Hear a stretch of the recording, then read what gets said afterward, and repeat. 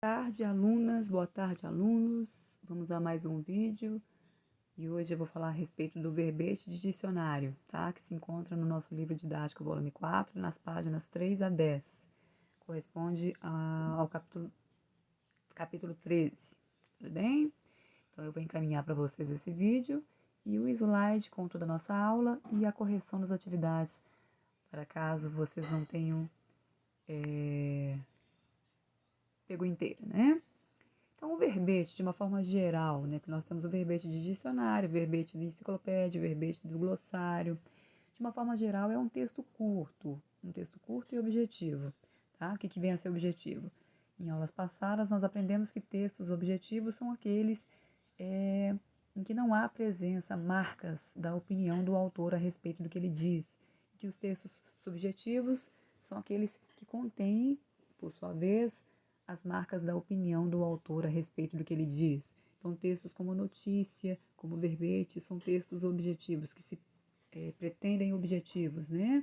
E textos como, por exemplo, um poema, uma crônica, são textos subjetivos. Então, ele é um gênero textual de caráter expositivo. O que significa expositivo? Expositivo significa aquilo que expõe, que explica, que explana. Então, a função dele é explanar, apresentar os conceitos, né, de uma palavra procurada, atribuindo a ele, a esse termo, a esse vocábulo, né, um conjunto de significados e exemplos. Então, essa é a sua principal função, a função do verbete. Então, todo verbete vai trazer uma explicação, um conceito de uma palavra, tá? Mas há outras informações que também podem aparecer no verbete, como a divisão silábica, a pronúncia correta de uma palavra, a forma plural, a etimologia, que é a origem da palavra, alguns exemplos de uso, outras informações sobre a palavra também. Tá? Mas essas informações não são obrigatórias, nem todos os dicionários apresentarão, tá? Alguns sim, outros não, algumas informações sim, outras não. Tá? Então, são informações secundárias que poderão aparecer no verbete.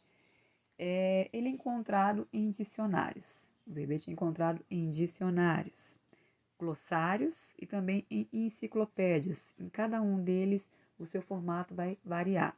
Tá? Nós vamos ver à frente. E todos serão encontrados organizados em ordem alfabética. A linguagem será a norma padrão sempre. Tá? Vamos estabelecer umas diferenças entre o verbete de dicionário, o verbete de glossário e o verbete enciclopédico.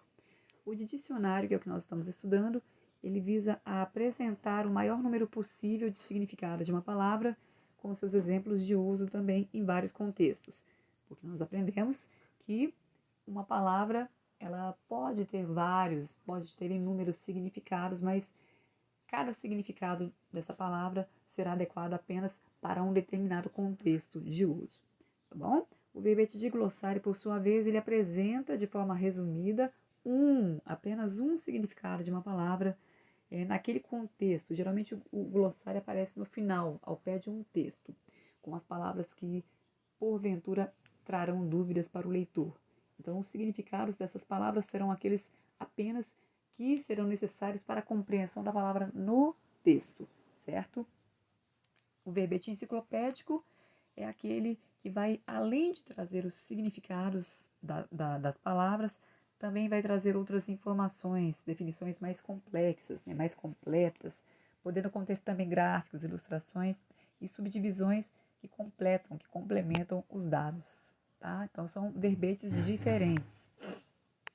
Então, aqui eu deixei para vocês um link do dicionário Michaelis, tá? Se interessarem, cliquem depois. Bem, o que são palavras-guia? Eu vou falar desse conceito aqui, mas ele só é necessário para os dicionários físicos, que estão cada dia mais em desuso. Eu tenho 5 aqui na minha casa, eu nunca abro um dicionário físico para poder pesquisar o sentido de uma palavra. Hoje em dia é mais usual, mais comum entre nós, o dicionário virtual, né? Nos nossos smartphones, nos nossos computadores, tá? As palavras guias são aquelas duas palavras, deixa eu desenhar para vocês aqui, porque eu não coloquei uma página, uma imagem para exemplificar, mas são aquelas duas palavras que se encontram no alto das páginas dos dicionários. tá? A da esquerda corresponde à primeira palavra da página e a da direita corresponde à última palavra da página. E por que as palavras guia? Porque elas facilitam a busca pelas palavras nesse dicionário. Então, quando eu vou buscar por uma palavra, em vez de sair olhando palavra por palavra daquela página até encontrar a minha, eu insiro a minha palavra entre essas duas em ordem alfabética. Se ela se encaixar no meio das duas, significa que eu posso procurar agora sim a minha palavra entre todas aquelas da página. Se ela não se encaixar entre essas duas, eu ou volto uma página ou sigo para a página seguinte. Tá bem? Então, esse é o objetivo da palavra guia, facilitar a busca, né, no dicionário de papel. Então, no dicionário virtual, elas não têm sentido, razão de ser, ok? Como são registradas as palavras no dicionário? Por uma razão de falta de espaço, é necessário o uso de vários recursos, de várias estratégias. Por exemplo, entre elas, os substantivos, tá, e os adjetivos serão apresentados apenas na sua forma masculina singular. Quando eu falo somente, gente, é claro que vocês poderão encontrar no dicionário virtual as palavras no feminino, mas eu estou dizendo que se for necessário para o dicionário, ele vai eliminar essas formas dos substantivos femininas e plurais, tá bem? Então você deverá procurar pela palavra masculina. Então, se eu tenho dúvida sobre o significado da palavra meninas, eu não vou encontrar essa palavra no dicionário. Eu devo procurar pela sua forma masculina singular, menino, certo? E também, pela mesma razão, os verbos flexionados não serão encontrados no dicionário. As formas flexionadas não serão encontradas. Eu deverei procurar pela forma infinitiva. Então, se eu não sei o significado da palavra amássemos, vamos lá no nosso dicionário. Vou abrir aqui o meu dicionário Michaelis, que eu tenho instalado no meu celular. Ó, a palavra amássemos. Eu até encontro aqui na busca, mas quando eu clico, o que acontece? Não é amassar, não. É amássemos, de amar, tá? Ele me encaminhou para o vocábulo no infinitivo, para a forma do verbo infinitivo, que é essa forma primeira, certo? Então, eu não encontrarei também os verbos flexionados no dicionário, tá? Nem no físico, nem no virtual. Agora eu vou ter que abrir novamente meu slide, porque ele fecha quando eu saio, tá? Só um segundo.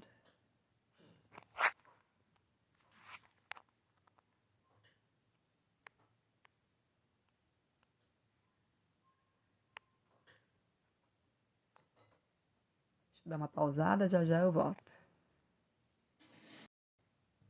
Estou de volta aqui, eu tive que dar uma pausada, porque cada vez que eu mudo de aba, estando desconectada, deixa eu só ver se eu desconectei a internet, vou desconectar, que senão as notificações ficam aparecendo, tá? Vamos lá, eu falei por último, então, que as palavras são registradas, os substantivos são registrados no masculino, singular, e os verbos sempre na forma infinitiva por uma razão de falta de espaço, tá bom? Então, no dicionário virtual, o próprio dicionário nos encaminha para a forma masculina do substantivo e para a forma infinitiva dos verbos, mas no dicionário físico é preciso que nós conheçamos essas formas, tá?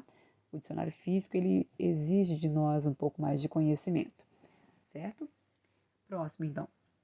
No verbete são utilizadas abreviaturas, siglas e outros sinais convencionais. É importante que o leitor identifique a que se refere cada um deles, a fim de não perder ou compreender erroneamente alguma informação. Então, vamos lá, voltar para exemplificar para vocês.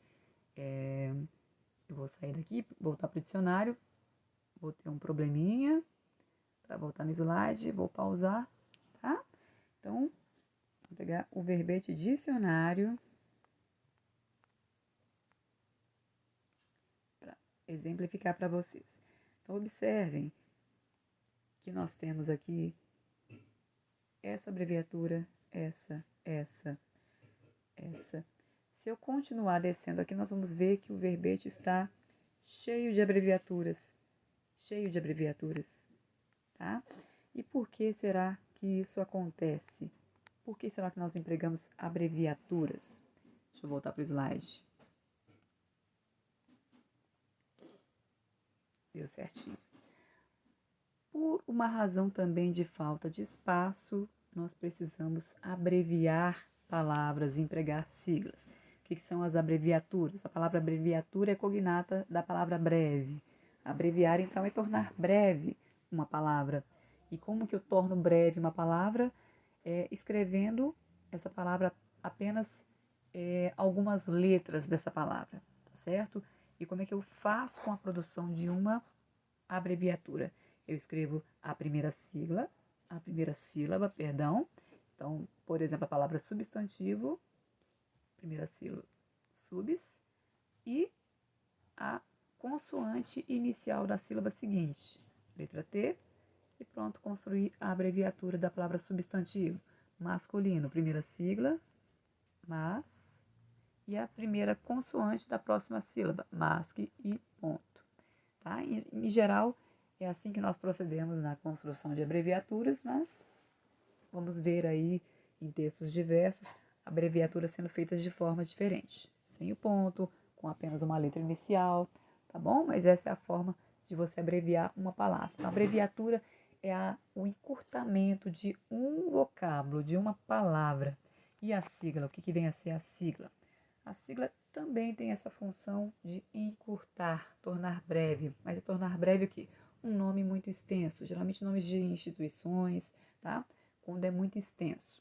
Então, vamos pegar o exemplo do nome do nosso colégio. Colégio Tiradentes da Polícia Militar, tá?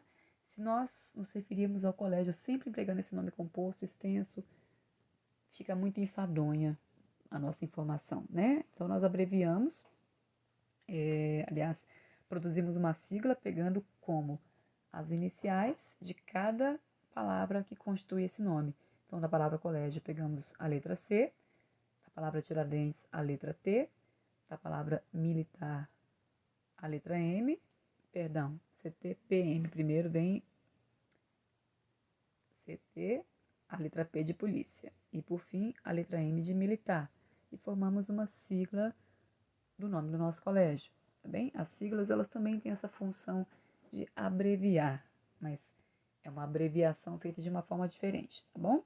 Algumas siglas, elas se tornam verdadeiras palavras, como exemplo de SUS, Sistema Único de Saúde, tá? Eu peguei a inicial de Sistema Único e de Saúde e formei a sigla que eu leio SUS, eu não leio SUS.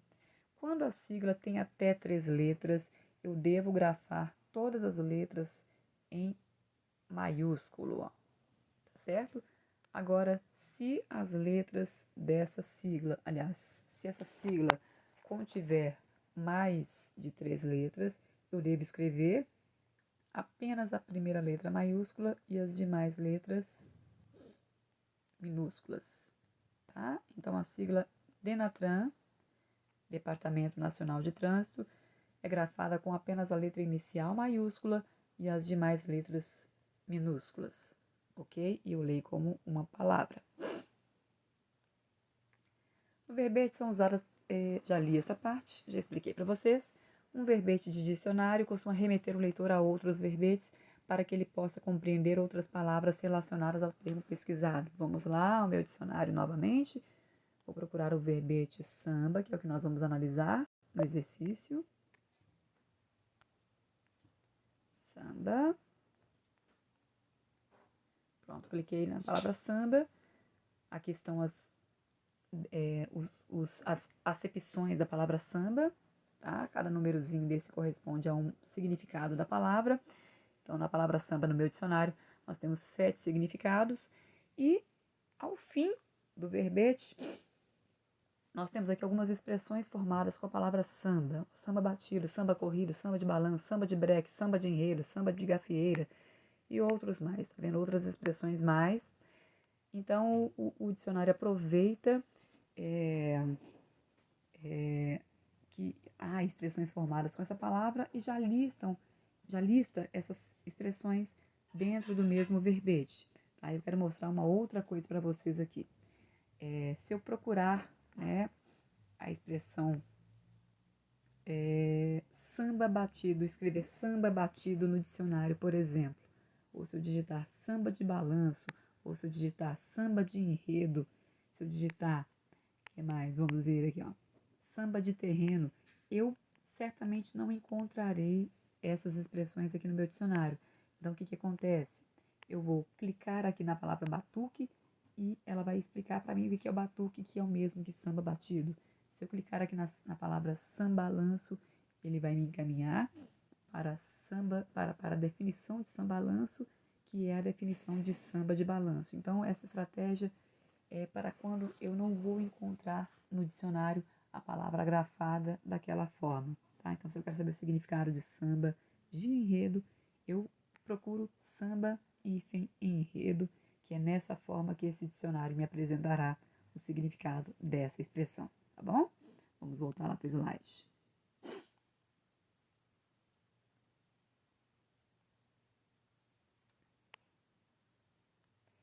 Além dos dicionários gerais da língua, há também os dicionários da língua estrangeira, os dicionários analógicos, os etimológicos, os especializados. Vamos mostrar para vocês aqui. Então, esse dicionário de direito de famílias e sucessões é um dicionário especializado que vai apresentar apenas verbetes relacionados a essa área. Esse dicionário de relações étnico-raciais, a mesma coisa, só trará termos dessa área do conhecimento. Dicionário do teatro, dicionário da administração, dicionário técnico em psicologia, tá? São dicionários temáticos, dicionários especializados que vão trazer apenas verbetes relacionados a essas áreas, tá? Nós também temos dicionários de língua estrangeira, que são aqueles que traduzem as palavras de uma língua para outra. Então, nós temos a versão e a tradução. Então, nós começamos com a tradução das palavras da língua portuguesa para inglesa, nesse dicionário de língua inglesa, e depois nós temos a versão das palavras em língua inglesa e em português. O mesmo acontecerá com o dicionário de hebraico-português, tá? Então, ele traz as duas formas, né? A versão e a tradução das palavras nessas duas línguas, ok? Esse dicionário etimológico só vai trazer, dentro do verbete, a etimologia, a origem das palavras. E esse dicionário Mini Aurélio é um exemplo de dicionário geral da língua portuguesa, que traz verbetes de uma forma geral, não apenas de áreas específicas do conhecimento, tá bom? Como eu disse para vocês, as mais de 350 mil palavras da língua não se encontram dentro de nenhum dicionário, tá? Então, algumas estratégias são adotadas para diminuir, né, o número de palavras que são encontradas no dicionário. Expliquei para vocês já, tá bom? Bem, o Para Casa, do livro didático, volume 4, página 3 a 11, nós já fizemos, já discutimos, corrigimos. Eu vou encaminhar para vocês o slide que está aqui embaixo, para que vocês tenham esse arquivo, caso alguém tenha faltado às aulas ou tenha perdido alguma coisa, tá bom? Bons estudos, então, para vocês.